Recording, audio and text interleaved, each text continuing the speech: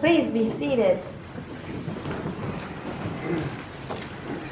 How many of you have ever read the book of Esther?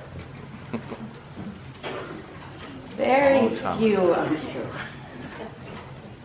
It is a difficult book. Oh, stars. Yeah, so we're going to read Esther first, and then we'll play our Do You Know game. Otherwise, we'll never give anything away today. I encourage you to read the whole book. We won't be doing that this morning because I'd like to get out of here by 10. So we'll hit the highlights, and hopefully you'll want to read more. This is what happened during the time of Exodus. The Exodus who ruled over 127 provinces stretching from India to Kush. At that time, King Exodus reigned from his royal throne in the citadel of Susa, and in the 3rd year of his reign, he gave a banquet for all his nobles and officials. The military leaders of Persia and Media, the princes, the nobles of the provinces, all were present. For a full 180 days, he displayed the vast wealth of his kingdom and the splendor of his glory and majesty. When these days were over, the king gave a banquet lasting 7 days in the enclosed garden of the king's palace for all the people, from the least to the greatest, who were in the citadel of Susa. The garden had hangings of white and blue linen. The floors were of marble and gold and silver couches.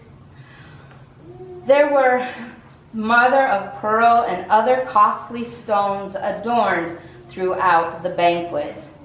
Wine was served in goblets of gold, each one different than the other. And the royal wine was abundant, in keeping with the king's liberality.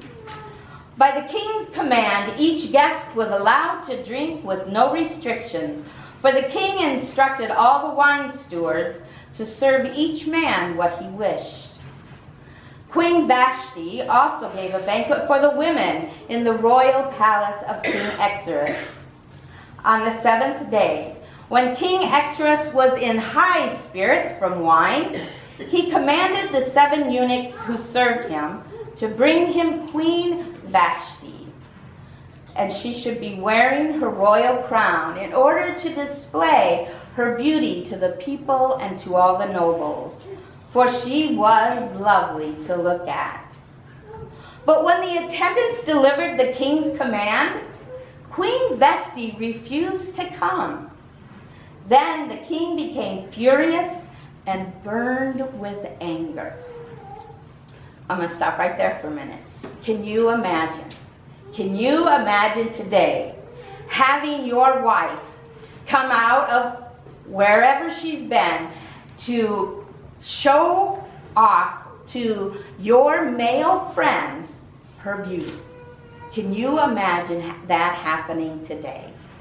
Oh my stars. This is a difficult book. We continue.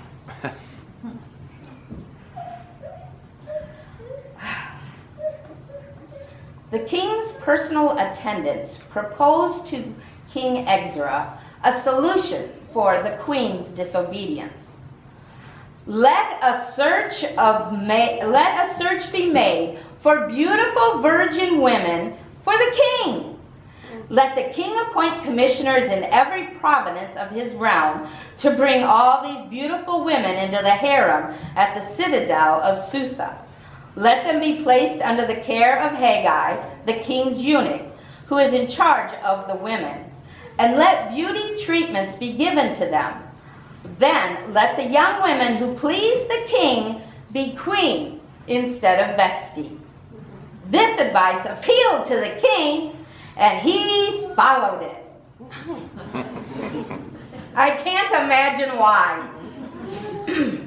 Now, there was in the citadel of Susa a Jew of the tribe of Benjamin, and his name was Mordecai, son of Jair, who had been carried into exile from Jerusalem by Nebuchadnezzar, king of Babylon. Mordecai had a cousin named Hadassah, whom he brought up because she had neither father nor mother. This young woman was also known as Esther. Esther had a lovely figure and was beautiful. Mordecai had taken her as his own daughter when her mother and father died. When the king's order and edict had been proclaimed, many young women were brought to the citadel of Susa and put under the care of Haggai. Esther was also taken to the king's palace and entrusted to Haggai, who had charge of the harem. She pleased him and won his favor. Immediately he provided her with her beauty treatments and special food. He assigned to her 7 female attendants, selected from the king's palace, and moved her and her attendants into the best place in the harem. Esther had not revealed her nationality and family background because Mordecai had forbidden her to do so. Every day he walked back and forth near the courtyard of the harem to find out how Esther was doing and what was happening to her. Before a young woman's turn came to go into King Xerxes, she had to complete 12 months of beauty treatments prescribed by the women, 6 months of oil of myrrh, and 6 months with perfumes and cosmetics. And this is how she should go to the king. Anything she wanted was given to her to take with her from the harem to the king's palace. In the evening she would go there, and in the morning return to another part of the harem to the care of Shazagah. The king's eunuch was in charge of the concubines. She would not return to the king unless he was pleased with her and summoned her by name. When the turn came for Esther to go to the king, she asked for nothing other than what Haggai, the king's eunuch who was in charge of the harem, suggested. And Esther won the favor of everyone who saw her. She was taken to King Xerxes in the royal residence in the 10th month, the month of Tebeth, in the 7th year of his reign. Now the king was attracted to Esther more than to any of the other women, and she won his favor and approval more than any of the other virgins. So he set a royal crown on her head and made her queen instead of Vashti. And the king gave a great banquet, Esther's banquet, for all his nobles and officials. He proclaimed a holiday throughout the provinces and distributed gifts with royal liberality. Now, during the time Mordecai was sitting at the king's gate, Bigthana and Teresh, 2 of the king's officers who guarded the doorway, became angry and conspired to assassinate King Xerxes. But Mordecai found out about the plot and told Queen Esther, who in turn reported to the king, giving credit to Mordecai. And when the report was investigated and found to be true, the 2 officials were impaled on poles. And this was recorded in the book of the annals in the presence of the king. It gets better, but not really.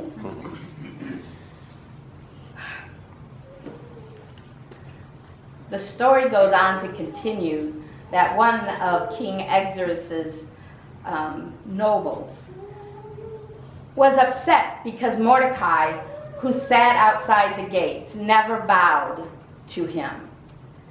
And so he told the king that there were Jews who were unfaithful to him, and he asked if they could make a decree to kill all the Jews because they were not loyal to the king.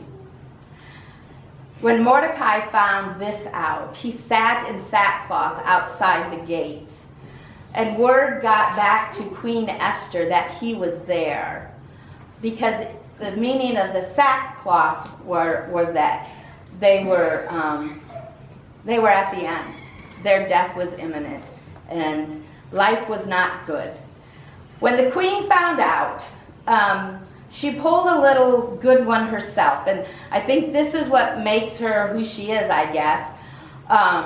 She went to the king and asked if she could have a banquet for him and for this other noble of his. And the king said, well, of course. So Esther threw a beautiful banquet, and the king and this nobleman, they both went to the banquet and had a wonderful time. The spirits were good, of course. And Esther said to the king for a second time, may I throw another banquet for you and for the nobleman? And yeah, this time when she threw the banquet, she told the king of the nobleman's plot to kill all the Jews. And when King Exarchus heard this nobleman was killed.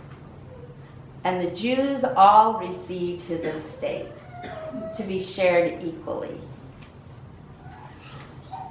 And because of this, the Jewish faith has a festival that lasts 2 days. It's March 7th and March 8th, if I'm correct. And it's called the Feast of Purim, Purim. And it's a feast, it's a festival that they were freed from this death sentence. And it's an amazing story. It's a very sad story of annihilation of an entire faith, because one man was so upset that he wasn't being bowed to. It is unfortunate that this story rings true to this day. We saw the annihilation of a population because they were Jews. It's a tale of warning to all of us. You know, I know there are huge sides to the immigrants, to those crossing the border illegally, and the children being taken away. And in case you wonder why we sing All the Earth is Hopeful so much since I've gotten back, is because we need so much hope. So much hope. What they're doing, is it right or it's wrong? We all have our own opinions about that, and this is not a forum for that. This is a forum asking you to pray and to seek hope and to put it out there. To put it out there that we are all God's children. And we are called to take care of one and another. Esther was one of the first who gave us that lesson. It's a hard lesson. And it's hard still today in 2018.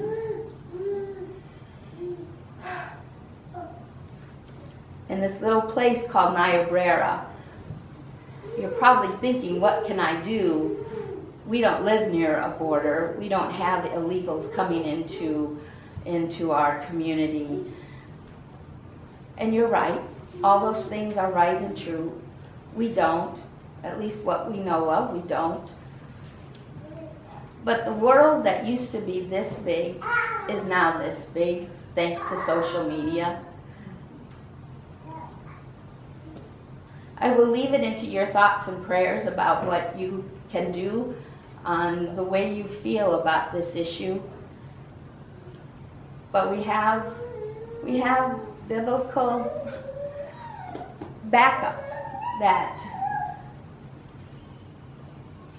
we should embrace all people, no matter who they are. That's that, Mommy.